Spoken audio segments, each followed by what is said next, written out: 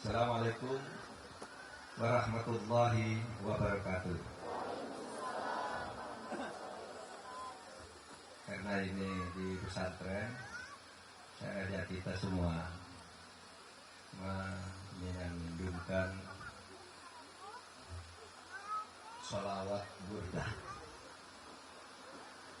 Maula ya sholli wa sallim. Bisa ya? Bisa lah, pesantren kesana bisa. Maula ya sholli wa sallim daiman abada ala habibika khairil khalqi kullihim. Huwal habibul ladzi turja syafa'atuhu likulli haulin minal ahwali muqahimi. Ya Rabbi bil Mustafa malir maqasidana waghfir lana ma madha ya wasi'al karami. Assalamualaikum warahmatullahi wabarakatuh. Alhamdulillahilladzi an'ama 'alaina bi ni'matil iman wal islam. Wa huwa alladzi arsala rasulahu bil huda wa dinil haqqi liyudhhirahu 'ala ad-dini kullih wa kafaa billahi shahida. Nashhadu an la ilaha illallah wahdahu la syarika lah. Al-malikul haqqul mubin. Wa nashhadu anna sayyidina Muhammadan abduhu wa rasuluh shadiqul wa'dil amin wa arsalahu rahmatan lil alamin wa ba'du.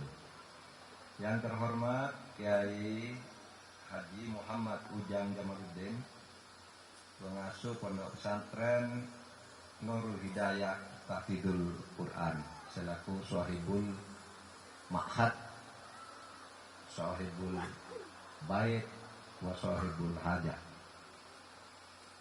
Kemudian Kiai Haji Abdullah Fauzi dari Pondok Pesantren Miftahus Sa'adah, Kiai Haji Asep Rahmatullah dari Pondok Pesantren Al Istiqomah, Kiai Haji Ahmad Nawawi Sadili dari Pondok Pesantren As-Sobariyah, Kiai Haji Abdurrahman Pondok Pesantren Nurul Jadid, Kiai Haji Anas Syakirullah dari Pondok Pesantren As-Sakinah, Kiai Haji Muhammad Bahruddin dari Pondok Pesantren Baitul Abrar, Kiai Haji Aang Sufyan Tsauri Pondok Pesantren Al-Hikmah, Kiai Haji Ujang Supriyadin Pondok Pesantren Darul Rahman, Kiai Haji Busro Karim dari Pondok Pesantren Darul Ulum, Kiai Haji Nasir Fauzi dari Pondok Pesantren Raden Puspa Ma'arif. Kemudian Kiai Haji Saiful Alam dari Pondok Pesantren Dunurrun. Kemudian ada Kiai Haji Pipin S. Arifin dari Pondok Pesantren Ar-Riyadh. Kemudian Kiai Haji Ade Ismail Pondok Pesantren Darul Falah. Kiai Haji Muhammad Nawawi dari Pondok Pesantren Al Istiqlal. Kemudian ini ada tamu dari partai politik, Bapak Iwan Adhar Ridwan, Ketua DPC PDIP Kota Sukabumi. Ada Ibu Hajah Ima Selamat, Ketua DPC Partai Persatuan Pembangunan. Ada Bapak Adinda, Ketua DPC Partai Perindo. Bapak Bayu Waluyo, Ketua DPC Partai Hanura. dan Bapak Yudi ini dari Kabupaten Sukabumi. Hadirin sekalian, menurut peraturan tidak boleh kampanye di pesantren kecuali dengan izin khusus.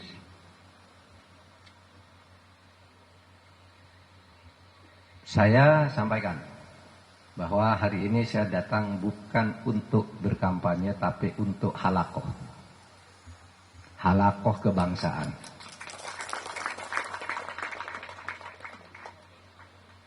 Sebenarnya bicara politik di pesantren itu boleh, tetapi politik itu ada dua. Satu politik tingkat tinggi, namanya high politics. Kalau Gus Dur menyebutnya politik inspiratif. Yang kedua, politik tingkat bawah, tingkat rendah, namanya low politics. Ya, politik praktis. Nah, saya sekarang akan bicara yang high politics. High politics itu wajib dibicarakan di pesantren, bahkan diajari. Di pesantren itu diajari high politics, yaitu fiqhus siyasah, fikih politik namanya. Yang bicara tentang nilai-nilai berpolitik yang baik, nilai-nilai mencintai tanah air secara baik. Nah, yang tidak boleh itu politik praktis. Politik praktis itu politik elektoral. Nah, politik elektoral itu kalau saya tidak perlu kampanye di pesantren. Pesantren itu sudah punya hati nurani untuk memilih yang benar. Ya, saya tidak perlu mengatakan, hai pesantren, pilihlah si A, pilihlah si B, pilihlah si C. Tidak usah dikatakan itu, nanti dipilih sendiri. Karena kalau sudah nyuruh milih kontestan tertentu itu namanya politik praktis. Nah, kalau politik praktis itu bisa disampaikan di tempat kampanye. Di sini bukan tempat kampanye tapi tempat halakoh. Saya akan bicara nilai-nilai kebangsaan kita karena ini halakoh kebangsaan. Saudara, kita harus bersyukur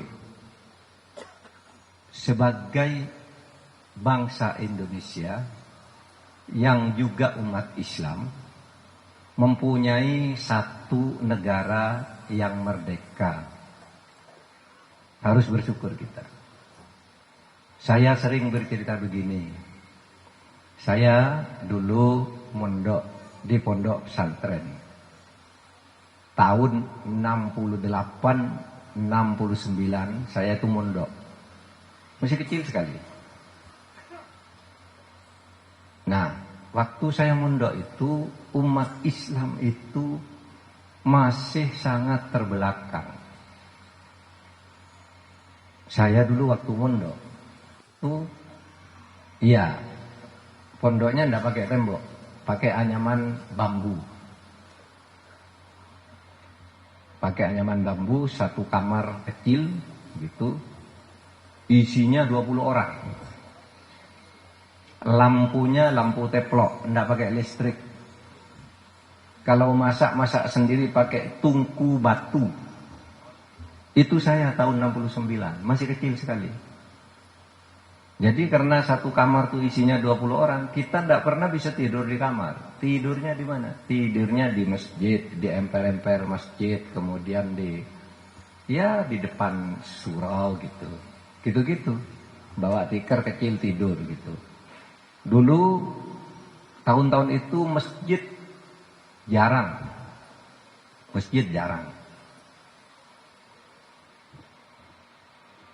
Sehingga kalau kita bepergian dari satu desa ke desa lain, pas waktunya sholat asar gitu, ya berhenti aja di pinggir jalan, di sungai, ambil wudhu, lalu ambil daun pisang, terus sholat, sajadahnya daun pisang. Itu saya waktu kecil, saya ngalami betul. Nah saudara, alhamdulillah sekarang ini, setelah kita punya Indonesia merdeka, sisa-sisa peninggalan zaman Belanda yang sampai tahun 68, tahun 70 itu masih banyak. Sekarang kita sudah hidup baik nih umat Islam. Pesantrennya udah tembok kayak gini dan disusun dengan side plan yang sangat indah. Saya tadi bilang kepada Kiai Ujang, ini saya ngelihat ini seperti ngelihat film Cina. Di keraton-keraton itu ada jembatan seperti itu. Nah, kalau seorang pangeran pacaran sama ketemu di situ duduk. Gitu. Iya, itu di film-film Cina, dan saya dulu suka baca silat Cina, cerita Ko Ping Hu namanya. Nah, sekarang ini pesantren udah bagus. Saudara pergi kemana-mana udah berhenti di masjid manapun, pergi kemana, wah mau sholat, oh masjid di sana Pak, ditunjukin orang, masjidnya bersih. Dari Sukabumi ke Jakarta misalnya, saudara mau sholat di mana? Tinggal aja bilang ke supir, cari masjid di depan, berhenti, udah bisa. Dulu nggak ada begitu. Nah, oleh sebab itu kita harus syukuri kita punya negara Indonesia yang berdasarkan Pancasila dan Undang-Undang Dasar 1945 ini. Karena dengan negara yang berdasar Pancasila ini, umat Islam kemudian dari waktu ke waktu maju.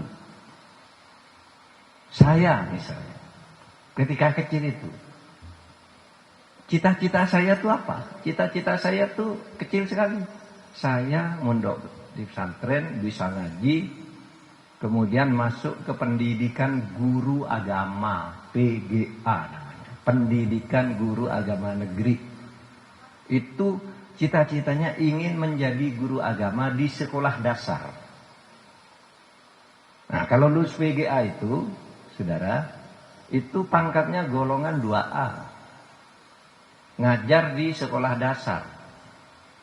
Gajinya kecil sekali. Nggak cukup 1 bulan gaji. Tapi senang jadi guru agama, punya penghasilan tetap. Sama saya masuk pendidikan guru agama. Sesudah masuk pendidikan guru agama, masuk tahun keempat, guru saya, namanya Pak Jasari itu, memanggil saya, kamu bagus tuh nilainya, kamu bisa masuk ke sekolah unggulan milik Departemen Agama di Jogja. Namanya Pendidikan Hakim Islam Negeri. Masuk saya dengan beasiswa, namanya waktu itu namanya siswa ikatan dinas. Siswa ikatan dinas itu ya sekolah dibiayai, nggak usah bayar, dikasih asrama, tapi cari makan sendiri. Bawa makan sendiri, asramanya disediain, sekolahnya tidak usah bayar. Saya masuk ke PHIN Jogja. Nah, sesudah saya masuk PHIN Jogja, saya tidak lagi ingin jadi guru agama.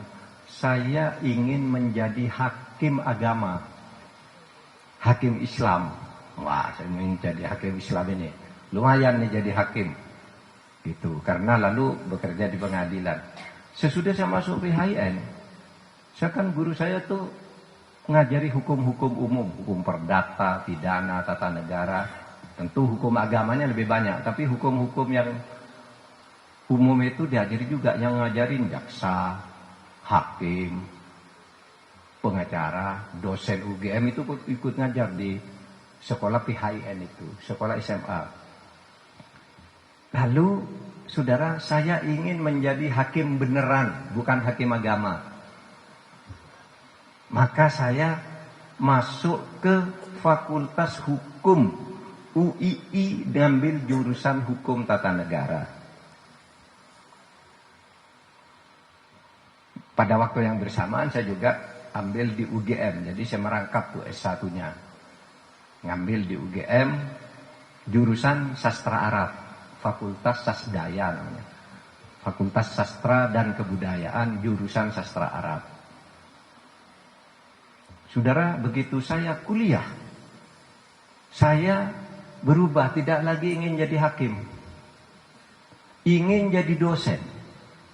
Karena saya kagum pada dosen-dosen muda itu, kalau ngajar bawa buku hebat, profesor selalu ngutip buku, bawa teori ini. Saya ingin jadi dosen aja deh. Gitu. Ini, jadi guru agama, ingin jadi hakim agama, ingin jadi dosen, berubah. Sudah itu saya jadi aktivis karena waktu saya kuliah itu banyak mahasiswa demo, partai politik gencar gitu. Lalu saya ingin jadi anggota DPR. Hebat tuh anggota DPR waktu itu. DPR tuh yang hebat-hebat ya. Karena saya dari Madura, jadi yang top itu DPR yang dari P3 itu. Ada Aisyah Hamene, ada Ridwan Saidi, ada Yusuf Hasim, ada Zamroni. Waduh, saya bilang ini orang hebat-hebat. Saya ingin jadi anggota DPR aja lah, gitu. Nah, lalu sesudah itu karena orang sering banyak diwawancarai oleh wartawan itu, ada Pak Amin Rais, kalau kemana-mana diwawancarai wartawan, Nurholis kemana-mana dikejar wartawan, Gus Dur kemana-mana dikejar wartawan, nulis di koran. Saya ingin menjadi penulis. Jadi cita-cita saya itu berubah-ubah. Tetapi di atas semua itu, setiap saya punya cita-cita, saya selalu punya orientasi kerja yang jelas. Akhirnya apa? Saudara, cita-cita saya itu tercapai semua. Tercapai semua. Saya jadi guru agama loh. Saya nih sekarang sedang ceramah agama, guru agama. Saya dulu punya 200 lebih ceramah agama saya di SCTV. Di zaman nama programnya Di Ambang Fajar. Ya, Di Ambang Fajar. Saya Samin Rais, Jamaluddin, masih agak muda-muda lah tahun itu, tahun 93 sampai 97. Itu saya ceramah agama terus sambil jadi dosen. Nah, jadi dosen saya tercapai jadi dosen. Jadi hakim saya juga jadi ketua MK. Tercapai semua. Lalu jadi anggota DPR, saya jadi anggota DPR pernah. Jadi menteri malah dapat bonus jadi menteri. Menterinya 3 kali. Menteri Pertahanan, Menteri Kehakiman, waktu itu namanya Menteri Kehakiman dan Hak Asasi Manusia. Lalu sekarang Menko Polhukam. Sudah dapat bonus. Karena apa? Saudara, orang yang bekerja keras di negara yang merdeka dan demokratis itu akan memperoleh apa yang diperjuangkannya. Kata Salahuddin As-Sofadi, la yamtatil majda malam yarkabil hapor wala yanalul ula man taqaddamal hadar. Kalau kamu ingin sukses, ini kuncinya, kata Salahuddin. La yamtatil majda malam yarkabil hapor. Tidak akan pernah sukses usaha setiap orang itu kalau dia penakut, tidak mau bekerja keras, penakut, pemalas, itu namanya yarkabil hadar. Jadi orang yang ingin sukses itu bekerja keras. Karena kita punya negara yang memfasilitasi kalau kita bekerja keras, jalan akan terbuka. Lalu ada kata, wala yanalul ula man taqaddamal hadar. Tidak akan pernah menjadi orang terhormat siapapun kamu itu kalau sebelum berbuat sudah menyatakan tidak berani, takut. Jadi kuncinya kerja keras dan tidak takut. Yang penting benar. Itu sebabnya lalu saya sekarang yang melampaui berbagai pekerjaan, ya, jadi dosen sejak tahun 84, tahun 99, 15 tahun sesudah saya jadi dosen di kampus, terus dapat gelar profesor, guru besar. Lalu saya ikut Gus Dur ke Jakarta, diangkat menjadi menteri. Sejak saat itu sampai sekarang saya terus ada di Jakarta dan berpindah-pindah pekerjaan. Jadi menteri 3 kali, ketua MK, jadi DPR, pernah di BPIP juga. Itu artinya apa? Kerja keras. Dan ini membuktikan bahwa pendidikan pesantren itu tidak kalah unggul dengan pendidikan universitas. Saya bilang, loh, saya dari pesantren. Saya ingin tanya, di Jogja nih, saya ingin tanya, di Jogja ya, punya Universitas Gadjah Mada yang terbesar. Apakah di Universitas Gadjah Mada itu sudah pernah melahirkan alumni yang menduduki 3 poros kekuasaan? Ada, namanya Mahfud. Porosnya legislatif, eksekutif, yudikatif. Yang lain ya mungkin yudikatif ya. Yang lain mungkin legislatif ke eksekutif. Saya 3 ini udah dimasuki semua. Lulusan pondok pesantren. Makanya tadi bahasa Arab saya bagus. Karena saya dari pesantren. Sejak kecil saya sudah diajari itu. Soal domer. Ya, fa'ala, fa'ala, fa'alu, fa'ala, fa'alata, fa'alna, fa'alta, fa'altu, ma'faltu, hafal saya semua.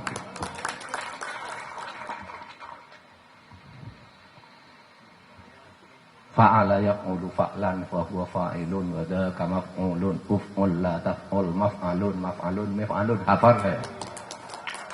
Jadi satu kata dalam bahasa Arab dipecah ke dalam 140 kata. Ya, 14 ke bawah, 10 ke samping saya bisa. Karena saya lulusan pesantren. Nah, saya hanya ingin mengatakan, mari pesantren ini jangan merasa rendah diri. Pesantren harus maju. Di era demokrasi ini yang dipentingkan adalah mutu. Bukan status sekolahnya, universitas besar, universitas kecil, pesantren besar, pokoknya kalau orangnya bermutu, ya jadi. Nah itu semua karena kita punya sebuah negara kesatuan Republik Indonesia. Saudara, saya ingin katakan, negara kesatuan Republik Indonesia ini disusun oleh para pendiri bangsa, termasuk di dalamnya para kiai. Termasuk di dalamnya para kiai. Sehingga ketika Indonesia berdiri itu, antara faham keislaman dan keindonesiaan itu sudah satu. Apa artinya bahwa keislaman dan keindonesiaan harus menyatu?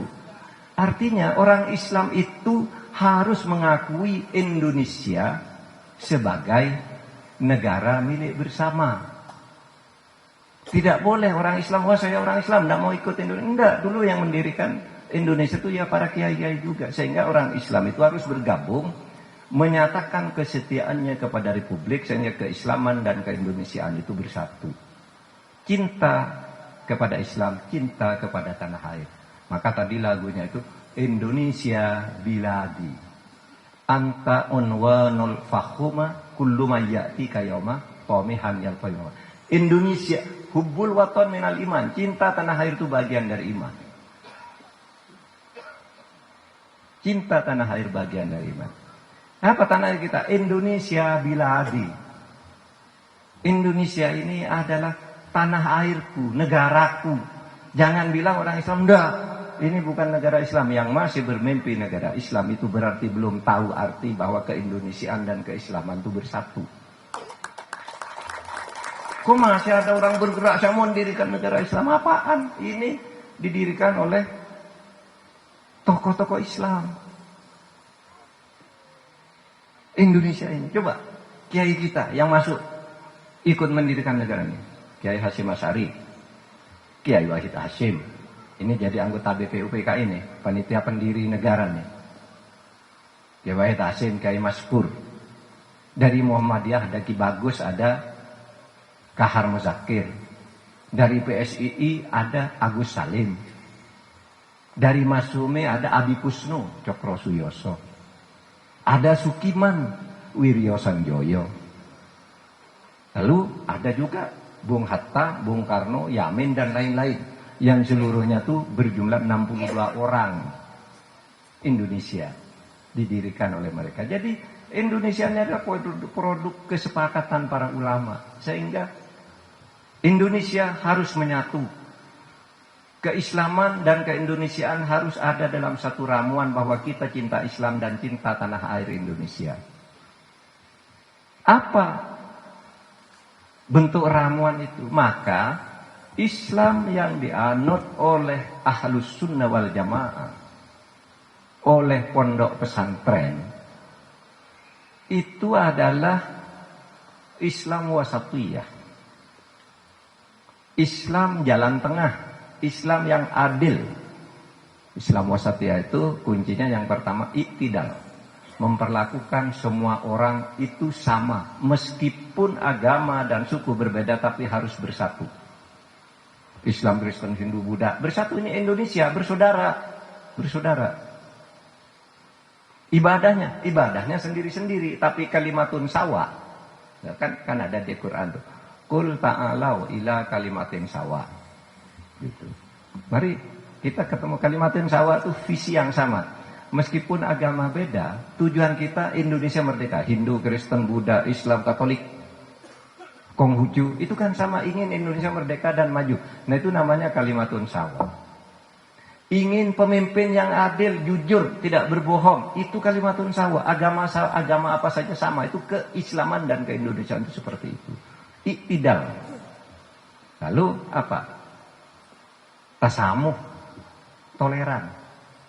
Itu keislaman dan keindonesiaan itu menuntun agar orang Islam itu toleran terhadap perbedaan. Karena perbedaan itu adalah ciptaan Allah. Walau sya'allahu laja'alakum ummatan wahidah walakin liyabluwakum fima atakum. Ini kata Allah sendiri berkata kepada kita. Kalau Allah itu mau, ini firman Allah. Kalau aku mau, walau sya'allah, kalau aku mau, maka kamu semua ini jadi satu agama saja. Jadi satu ras saja, ummatan wahidah. Agamanya sama, sukunya sama, rasnya sama. Kalau Allah mau, tapi Allah tidak mau. Untuk apa? Walakin liyabluwakum fima atakum. Tapi saya sengaja menciptakan kamu itu berbeda. Untuk mengujimu. Diuji untuk apa? Fastabiqul khairat. Diuji mau berlomba enggak untuk berbuat kebaikan bagi kemanusiaan. Ya. Jadi pastikan bahwa kita ini orang Indonesia, Indonesia biladi. Keislaman kita melebur dengan keindonesiaan kita, dan keindonesiaan itu artinya Bhinneka Tunggal Ika. Tidak boleh kita berlaku separatis. Saya tidak mau, saya orang Islam, kuat sendiri, besar sendiri, harus mendirikan negara Islam. Itu konyol, itu salah. Dulu Nabi Muhammad itu mendirikan negara apa? Mendirikan negara itu Nabi Muhammad tidak bilang negara Islam. Tahu, Nabi hijrah dari Mekah ke Yasrib namanya. Yasrib itu kota tidak beradab. Ada orang Kristen, orang Nasrani, orang Yahudi bermusuhan. Agama lokal bermusuhan, penduduk yang sukunya beda bermusuhan. Maka Nabi Muhammad datang. Kota ini saya ubah namanya menjadi kota Madinah. Jadi kota Madinah yang sekarang sering kita kunjungi itu, yang kita ziarahi, tempat kuburan Nabi itu, saudara, itu dulu namanya Yasrib. Yasrib itu kota kacau balau, penuh pembunuhan, pencurian, kedengkian. Nabi datang, saya bentuk negara baru, namanya negara Madinah.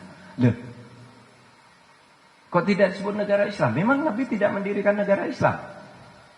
Dia sebut Al-Madinah Al-Munawwarah. Nah di situ lalu ada piagamnya. Piagamnya itu namanya Piagam Madinah. Piagam Madinah itu 47 pasal isinya. Nah 47 pasal itu, yang 24 pasal itu berisi perlindungan terhadap hak asasi manusia.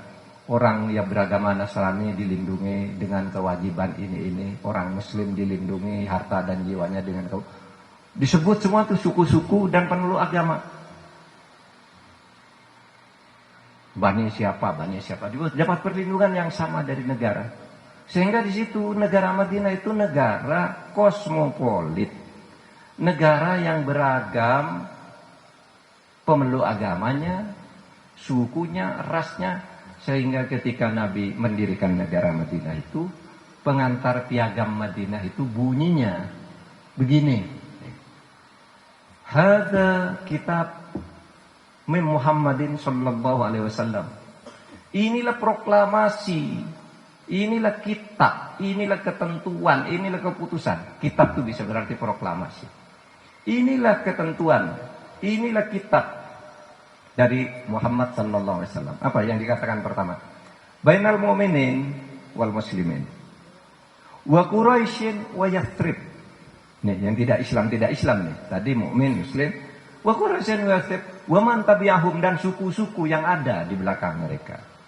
Falahiqo bihim, menyatakan bersatu merdeka, mendirikan sebuah negara namanya Madinah. Wajahada ma'ahum, dan berjuang bersama-sama meskipun di dalam perbedaan.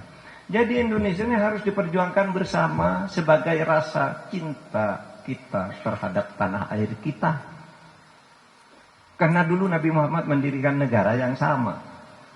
Kalau Nabi mau kan, kalau Nabi memang diperintahkan oleh mendirikan satu negara Islam, gampang diumumkan semua dunia negara Islam jadi satu. Tapi Nabi tidak. Sehingga pengikut Nabi itu bukan hanya orang Islam. Banyak yang lupa bercerita bahwa pengikut Nabi yang sangat setia itu seorang Yahudi namanya Muhairik. Tahu Muhairik itu siapa? Muhairik ini orang Yahudi, tapi warga negara Madinah, ikut berperang dia. Setiap Nabi berperang ikut. Ditanya, Muhairik, kamu kok ikut berperang ini kan Islam? Enggak. Saya enggak membela Islam. Saya membela tanah air. Itu. Sehingga kalau di bahasa lagu kita misalnya Al-Madinah Biladi. Kan gitu kan? Ini Indonesia Biladi. Madinah Biladi waktu itu, kata si Muhairik. Anta'un wa nul fakhoma, engkau adalah panji kebesaranku. Sama. Sehingga ketika suatu saat Muhairik ikut perang Uhud, gugur di perang Uhud. Karena gini kan, perang Uhud tuh satu perang di mana Nabi berperang kalah. Sesudah perang Badar. Perang Badar tuh 300 orang mengalahkan 1.100 orang. Hebat tuh perang Badar. Tapi kata Nabi sesudah perang Badar, jangan gembira dulu. Kamu bisa mengalahkan perang Badar yang begitu hebat, nanti kamu menghadapi perang yang begitu dahsyat lagi, yaitu perang melawan hawa nafsumu sendiri. Datanglah perang Uhud. Nah, perang Uhud nih Nabi ngatur strategi. Berapa dulu kamu di atas bukit Uhud di sini ya. Nanti medan pertempuran ada di bawah. Kamu disiplin di sini. Saudara, perang. Orang Quraisy itu sudah lari. Nah, karena orang Quraisy lari meninggalkan hartanya, meninggalkan kuda. Orang Islam yang di bukit ini hawa nafsunya muncul untuk memiliki harta rampasan. Turun semua berebut harta. Tiba-tiba orang kafir yang sudah lari itu naik ke bukit ini, ditembaki semua dengan panah. Jedat sampai akhirnya banyak perang gugur, termasuk Sayyidina Hamzah dibunuh di situ. Nabi Muhammad juga sudah menjadi sasaran tembakan, bunuh Muhammad juga tidak. Nah, disitulah banyak orang lalu menjadikan badannya sebagai tameng. Allahu Akbar, saya cinta kamu Rasul. Badannya jadi tameng. Mereka semua mati, termasuk Muhairik tuh, yang orang Yahudi tadi ketembak dan jedah gitu. Lalu dia sudah tengah nafasnya, ditanya oleh sahabat yang hidup, Muhairik, kamu sudah gugur, nampaknya kamu sudah akan mati. Apakah kamu mau berpindah menjadi agama Islam dari agama Yahudi? Kata Muhairik, tidak. Saya mati dalam keadaan Yahudi. Tanya lagi, kenapa kamu membela Muhammad? Karena Muhammad itu orang adil, bukan karena Islamnya, karena keadilannya, ketegasannya, keteladannya, akhlaknya. Jadi saya ini membela tanah air yang dipimpin oleh Muhammad, bukan membela Islam. Terus hartamu yang banyak mau kamu kemanakan? Apakah mau saya serahkan ke keluargamu atau bagaimana? Muhairik bilang, tidak, seluruh harta saya diwakafkan kepada perjuangan negara Madinah. Bayangin, orang Yahudi, saudara, bergabung dengan Islam. Jadi Islam yang di sini ini harus mengikuti cara Nabi Muhammad melindungi dan menghargai orang yang sama. Itulah keislaman dan keindonesiaan. Sehingga kita harus mencintai Indonesia ini sebagai negara kita. Karena itu tadi, begitu kita punya Indonesia merdeka, umat Islam maju. Ada yang jadi profesor, jadi presiden, jadi menteri, jadi ketua DPR, DPRD. pesantrennya mewah-mewah. Iya, pesantren terus berkembang. Nah, itulah sebabnya dalam rangka ini saya ngajak kita semua, mari cintai negara ini. Jangan pernah lelah mencintai Indonesia. Bahwa ada ketidakadilan di mana-mana, kita perbaiki. Kita perbaiki. Ada misalnya polisi yang sewenang-wenang, kita beritahu. Karena tidak semua polisi itu sewenang-wenang. Sama juga di masyarakat, ada orang yang suka sewenang-wenang, di polisi ada juga. Tapi secara umum, sebagai korps misalnya, polisi itu baik. Coba bayangkan saudara, kalau polisi itu mogok, misalnya, saya ini kok dijelek-jelekan terus, saya mogok 1 jam, hancur negara saudara. Kenapa? Dalam 1 jam itu kalau ada orang merampok, orang memperkosa, orang membunuh, polisi, Pak lapor polisi. Enggak, saya masih mogok. Saya sudah selesai mogok, sudah terbakar semua negara ini. Polisi sudah selesai mogok, udah nggak bisa diperbaiki lagi. Oleh sebab itu, saudara, mari kita terima semua itu sebagai satu fakta, di mana di setiap institusi itu ada oknum jahatnya, ada orang baiknya. Dan kita ingatkan bahwa polisi, tentara, pejabat itu adalah teman rakyat. Karena rakyat pun suatu saat bisa jadi polisi, bisa jadi pejabat. Kalau ada sedang jadi polisi lalu sewenang-wenang gitu, nanti hati-hati. Ini rakyatnya bisa sebentar lagi jadi pejabat juga. Anda nanti bisa dibales kalau main-main kan gitu. Nah, oleh sebab itu mari kita proporsional saja melihat ini. Nah, saudara sekalian, mengapa kita perlu menjaga negara Indonesia ini? Mengapa? Karena dengan mempunyai negara Indonesia, kita bisa beribadah dengan baik. Coba kalau belum merdeka, saya katakan tadi, sudah merdeka saja, 20 tahun merdeka belum apa-apa loh. Waktu itu, tahun 68, 22 tahun merdeka, saya sholat masih di tepi sungai pakai sajadahnya. Wah, sekarang kan pergi kemana pakai mobil, ada sajadah, pecinya ada 4 gitu di mobil. Nah, saya mau sholat, berhenti. Nah, karena Indonesia merdeka sekarang nih, ada pesantren udah bagus, di mana-mana udah bagus. Itu yang saya katakan tadi, maka Indonesia dijaga. Karena dengan mempunyai negara merdeka seperti Indonesia ini, maka kita bisa melaksanakan perintah Allah dengan baik. Apa perintahnya? Sebenarnya perintah Allah itu kan sederhana. Wa ma khalaqtul jinna wal insa illa liya'budun. Saya ciptakan jin manusia itu hanya agar beribadah kepadaku. Nah, kalau beribadah tidak bisa dilakukan kalau kita tidak punya merdeka, maka punya negara merdeka itu menjadi wajib juga. Karena dalilnya itu mala yatimul wajib illa bihi fahuwa wajib.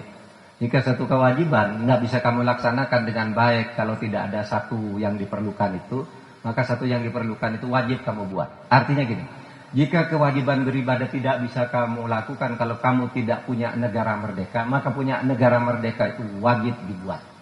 Maka para ulama dulu mendirikan negara Indonesia bersama kekuatan seluruh bangsa yang lain. Bayangin, Indonesia itu dibangun oleh 77 kerajaan. Tahun 45 itu di Indonesia masih ada 77 kerajaan-kerajaan di berbagai daerah. Yang semuanya itu dijajah oleh Belanda, tapi ke dalam masih tetap disebut kerajaan, tapi dicampur oleh Belanda. Tahun 45 bersatu. Punya beberapa agama bersatu. Nah, itulah yang disebut mitsaqun ghalidho. Saudara sekalian, janji suci kita. Janji suci kita itu apa? Mendirikan negara Kesatuan Republik Indonesia.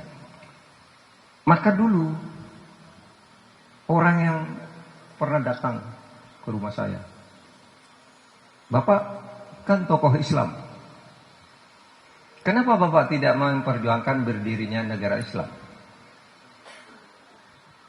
Saya tanya dalilnya, mana buktinya bahwa kita harus mendirikan negara Islam? Loh itu Pak, Nabi Muhammad Khulafaur Rasyidin. Itu kan Islam. Kamu tidak tahu sejarah. Saya Islam, kamu Islam, saya bilang. Waktu itu di tahun 96 datang nih kelompok itu ngajak, pokoknya negara Indonesia harus diubah menjadi, ngapain kamu menjadi negara Islam, saya bilang. Iya Pak, untuk melaksanakan agama kita tidak nyuruh mendirikan negara Islam. Agama kita menyuruhkan kita mendirikan sebuah negara yang bisa melindungi segenap bangsa dan memberi kesempatan kita beribadah. Saya bilang, kamu udah naik haji belum? Belum Pak. Baru umroh, berapa kali umroh? 2 kali Pak. Jadi mutawif. Nah, saya sudah naik haji 3 kali. Saya bilang, saya umroh sudah 27 kali. Saya bisa laksanakan itu karena saya hidup di Indonesia. Oleh sebab itu, Indonesia ini kalau ukuran-ukuran syar'i ini ya, karena halaku kebangsaan, saya bicara bangsa. Sebuah negara dikatakan sudah kompatibel, cocok dengan Islam itu kalau sudah dihidupkan di dalamnya apa yang disebut maqasidus syar'i.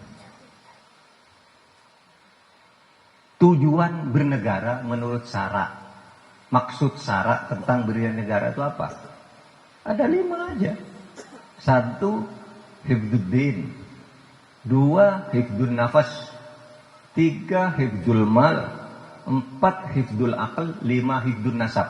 Kalau di negara itu sudah ada itu sudah negara Islam. Tidak usah minta negara Islam. Itu ajaran Islam sudah bisa hidup di situ. Saya belajar ini dulu kepada Profesor Azhar Bashir. Pak Soleh Amin, mana Pak Soleh Amin? Ada Pak Soleh Amin. Ngaji Pak. Nah itu tuh. Itu satu kelas dengan saya tuh waktu kuliah tentang ini. Kuliah tentang hukum tata negara Islam. Namanya pemerintahan di dalam Islam. Imamah dan pemerintahan dalam Islam itu kuliahnya. Saya tanya, waktu itu banyak yang tanya, Pak Azhar, banyak orang Indonesia itu mengeluh katanya, kenapa kita tidak jadi negara Islam? Kata Pak Azhar, Indonesia ini sudah Islam. Jangan menggugat-gugat lagi melalui negara. Karena syarat berdirinya negara yang disebut Islam itu, dalam praktek, ya, dalam praktek 1 tidak ada larangan untuk beribadah sebebas-bebasnya. Itu hifdzuddin, memelihara kebebasan beragama. Sekarang kita bebas nggak beragama? Bebas. Saudara, kalau ada yang tidak bebas beragama dilakukan oleh aparat, itu lapor ke saya. Mumpung saya Menko Polhukam. Tidak boleh, aparat itu harus melindungi orang beragama dengan baik. Apakah itu Islam, Kristen, Hindu, Buddha, lindungi. Jangan saling mengganggu. Itu namanya hifdzuddin. Lalu hifdzul nafas, menjaga keselamatan jiwa. Di Indonesia sudah ada enggak perlindungan hewan jiwa? Ada. Ada kitab undang-undang hukum pidana. Barang siapa membunuh orang lain dengan ini maka ancaman hukumannya sekian. Kalau pembunuhan direncanakan ancaman hukumannya mati.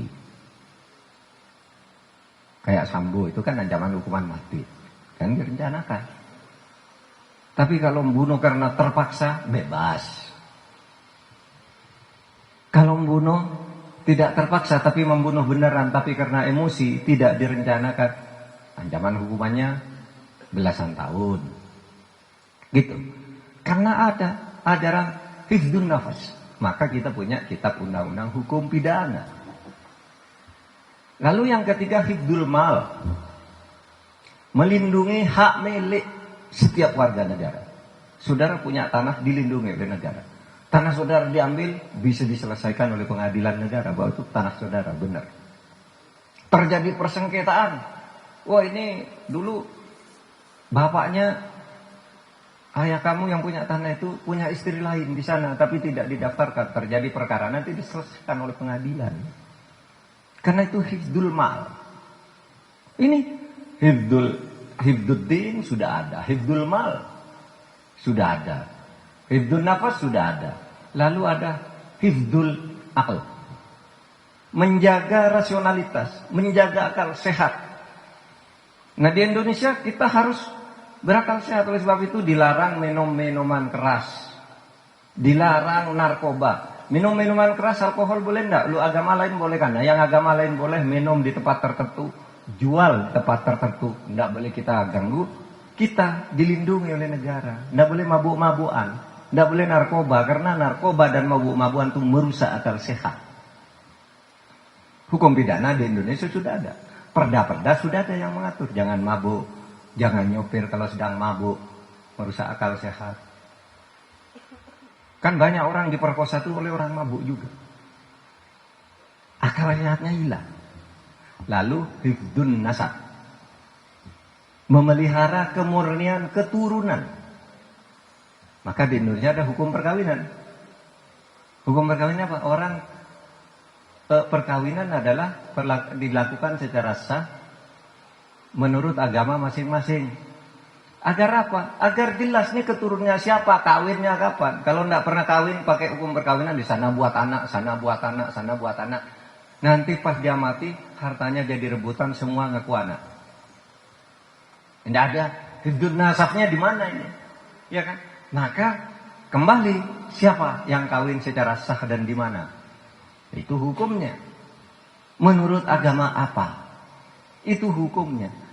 Jadi saudara, negara Indonesia itu sebagai sebuah negara, bukan negara Islam, tetapi sudah Islami.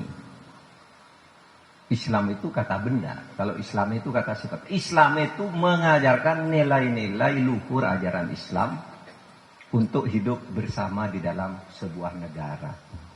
Itulah yang kita perjuangkan. Gimana menjaga kepentingan-kepentingan umat Islam? Ya ada mekanismenya, demokrasi. Dulu saudara, zaman Orde Baru itu demokrasi itu tidak ada. Maka Gus Dur selalu berpidato, kalau umat Islam ingin maju, perjuangkan demokrasi. Begitu ada reformasi, demokrasi hidup, orang-orang Islam dari pesantren masuk semua, jadi menteri, jadi DPR, jadi gubernur. Itu demokrasi.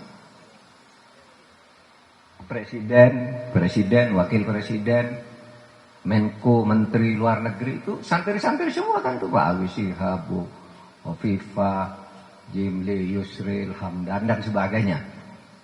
Santri-santri bisa masuk melalui demokrasi. Indonesia itu kelola secara demokrasi. Jadi syarat sebuah negara itu yang dikatakan negara wasatiyah itu, Islam wasatiyah itu, ya i'tidal, satu keadilan, tasamuh, kemudian islah itu reformasi, artinya selalu memilih yang baik, sehingga ada kaidahnya itu, ya, mengambil yang baik atau memelihara yang lama yang baik dan mengambil yang baru yang lebih baik. Al-muhafadzatu alal qadimis sholih wal ahdu bijadidil aslah. Itu kan dalilnya kalau dalam Islam. Saudara, di dunia ini, saudara sekalian, tidak ada bangsa yang monolitik, hanya terdiri satu bangsa gitu, terdiri dari satu agama. Enggak ada. Gitu. Di Mekah aja ada, di Saudi Arabia ada, cuma dilarang masuk ke kota Madinah dan kota Mekah. Orang yang beragama lain kan ini banyak, yang masih beragama nenek moyang juga masih banyak. Tidak ada satu negara. Oleh sebab itu kita di negara ini sudah benar hidup bersama secara rukun untuk kemajuan bersama sebagai sebuah geopolitik, sebuah satu kesatuan. Nah, mari jaga Indonesia ini dengan sebaik-baiknya dan penuh kecintaan kepada negara ini, yang antara lain saudara nanti laksanakanlah, ikutilah pemilu dengan benar, jujur, adil, dan saudara memilih sesuai dengan apa yang menurut keyakinan saudara itu patut dipilih. Apa yang aspirasi saudara inginkan dibawa oleh siapa. Nah itu saja. Ya, inilah kuliah politik tingkat tinggi yang saya sampaikan di sini. Sekian, saya persilahkan kalau mau ada yang tanya. Namanya halakoh itu boleh ada yang tanya. Nah itu sudah banyak yang Kita buka ya. Ini yang